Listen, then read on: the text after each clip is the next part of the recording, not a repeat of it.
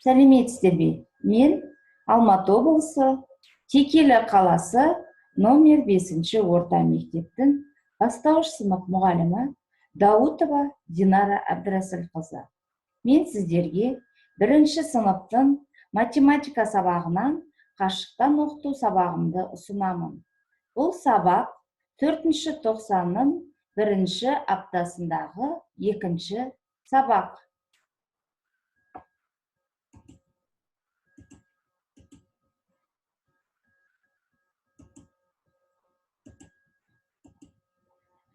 Жетінші сәуір сабақтың тақырыбы монеталар. Сабақтың мақсаты теңгелік монеталардың құнын түсіну, бір-бірімен салыстыру арқылы қымбат монетаны арзан монетадан ажырата білу. Монеталардың құны бойынша салыстыруға үйрету. Бағалау критерийлері: монеталардың тобын салыстырады, ажыратады. 1 теңге, 2 теңге, 5 теңге, 10 теңге, 20 теңгелік монеталарды пайдаланып, амалдарды құрастырады. Олай болса, балалар, сендерге бейне таспа ұсынғым келіп отыр. Кәнеки, бәріміз бірге тамашалайықшы. Адамдарға күнделікті өмірде әртүрлі заттар керек. Олардың бірқатарын дүкендерден, дәріханалардан және сауда үйлерінен сатып аламыз. Сатып алу – ол өз ақшаңды дүкендегі заттарға айырбастап алу. Қазақстан Республикасының ұлттық валютасы теңге, ақша қағаз және металл болады. Қағаз ақшаларды купюралар, ал металл ақшаны монеталар деп атайды. Біз бүгін металл ақшалар, монеталар жайлы айтамыз. Біздің мемлекетімізде 1, 2, 5, 10, 20, 50 және 100 теңгелік металл монеталар бар. Монетаның құны номиналы деп аталады. Номинал неғұрлым жоғары болса, монета соғұрлым құнды болады. Демек, қазақстандық ең құнды монета 100 теңге. Саудаға байланысты есептер шығарғанда артық, кем ұғымдарының орнына арзан, қымбат ұғымдары қолданылады. Мәселен, өшіргіш 100 теңге тұрса, қарындаш 40 теңге тұрады. Қарындашқа қарағанда өшіргіш неше теңге қымбат? Өшіргіштің қарындаштан неше теңге қымбат екенін анықтау үшін 100 теңгеден 40 теңгені азайту керек. Демек, өшіргіш қарындаштан 60 теңге қымбат. Есте сақта, теңге сөзі қысқартылып былай жазылады.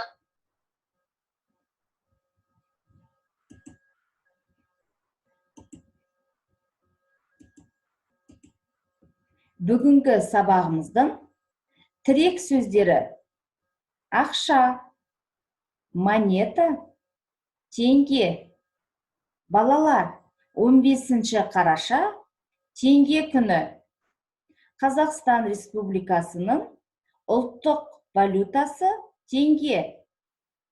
Заттарды сатып алу үшін металдан жасалған монеталарды қолданамыз. Балалар, мына жерге мұқият қарайықшы. Монеталарға қара. Оларды салыстыр. Құны ең төмен монетаны тап. Жақсы. Олай болса, құны ең жоғары монетаны тап. Тамаша. Олай болса, бүгінгі біздің сабағымыздың 1-ші тапсырмасы: 1 теңге, 2 теңге, 5 теңге, 10 теңге, 20 теңгелік монеталарды қолданып, қосу, алу амалдарына есептер шығарамыз. Монеталарды қолданады, қосу және азайту амалдарын шығара алады. Балалар, алдымызда тұрған монеталар арқылы есептер шығарамыз. Жақсы, жарайсыңдар. Олай болса, бүгінгі сабағымыздың екінші тапсырмасы. Сәйкестендіру тапсырмасы бұл жерде сендер білесіңдер. Күнделікті ата-аналарыңмен дүкенге барып жүрсіңдер. Қай заттың қанша теңге болатынын алдымызда тұрған монеталармен сәйкестендіреміз. Монеталар мен заттарды сәйкестендіреді, арзан және қымбаттығын ажыратады. Жақсы, жарайсыңдар балалар. Балмұздақтың бағасы 100 теңге. Сендердің қолдарында 20 теңгеліктен 5, 10 теңгеден 6, 5 теңгеден 8, 2 теңгеден 10, 1 теңгеден 7 монеталар бар. Сендер дүкенге барып, балмұздақ сатып алу үшін сатушыға қанша монеталармен төлем жасайсыңдар? Осы тапсырмаға кім қанша амал құрастырады? 1 теңге, 2 теңге, 5 теңге, 10 теңге, 20 теңгелік монеталарды пайдаланып амалдар құрастырады. Монеталарды пайдалана алады, монеталарды пайдаланып амалдарды құрастыра алады. Олай болса, менің сендерге тағы да тапсырмам бар. Ол ойлан, тап деп аталады. Егер сенің қолыңда 2 теңге болса, жартысы қандай теңгені құрайды? Егер балмұздақ 50 теңге болса, сенде барлығы 5 теңгелік ақша бар. Сен неше дана 5 теңгелік бересің? Конфет 25 теңге болса, онда сен қандай ұсақ ақшаларды қолданасың? Дүкеннен сен барып, дәптерді 10 теңгеге, өшіргішті 15 теңгеге, қойын дәптерін 10 теңгеге, кітапты 50 теңгеге сатып алдың. Балалар, сендер барлығы неше теңге жұмсадыңдар? Ақша есептеу дағдысы қалыптасады, ұсақ ақшамен есептеуге дағдыланады. Сатып алынған заттардың барлығына жұмсалған ақшаны таба алады. Балалар, осы есептердің жауабын WhatsApp желісі арқылы менің жекеме жауабын жазып, тапсырмаларды орындап жіберулеріңе болады. Жақсы, тамаша, жарайсыңдар. Олай болса, балалар, сендерге сұрақтарым бар.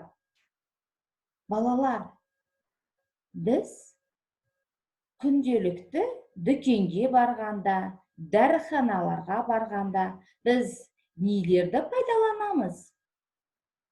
Жақсы, дұрыс айтасыңдар, біз монеталарды қолданамыз. Балалар, Қазақстан Республикасының валюта күні қай күн? Жақсы, тамаша, 15 қараша валюта күні. Олай болса, балалар, біз бүгінгі сабағымыздың мақсатына қол жеткіздік пе? Кәнекей, бүгінгі сабағымыздың мақсатына қайтып оралайықшы. Теңгелік монеталардың құнын түсіну, бір-бірімен салыстыру арқылы қымбат монетаны арзан монеталардан ажырата білу. Монетаның құны бойынша салыстыруға үйрету. Жақсы, жарайсыңдар. Олай болса, үйге тапсырма.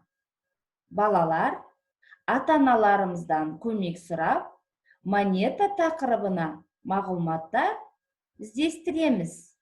Жақсы, жарайсыңдар. Сау болыңдар.